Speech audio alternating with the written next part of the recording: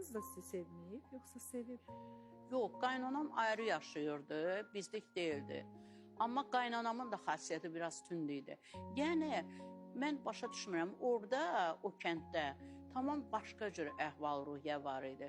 Bir dəfə biz həmin kəndə getdik, məni görməyə gəlmişlər.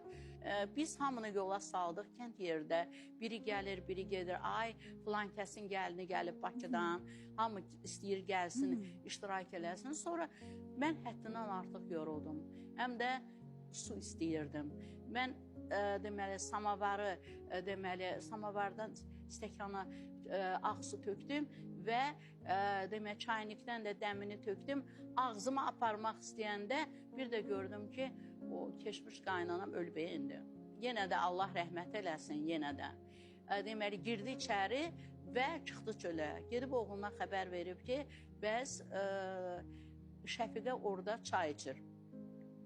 Gərək mən gözləyərdim, bunlar gələrdi, evə girərdi, susundan ölsəm də mən çay içməyərdim.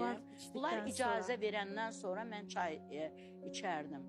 Və deməli, bunlar içəri girdi, içəri girəndə bu keçmiş yoldaşım götürdü stəkanı, mən çay qoymuşdum, getdim süfrəni mənim yığışdırmağa, nəyə? Oradan stəkanı necə atdısa mənim başıma, mən başıma əydim, stəkan divara dəydi. Dəydi, parça-parça oldu, töküldü yerə. Nədir ki, Şəfiqə bir stəkan çay içəcək. Bəli.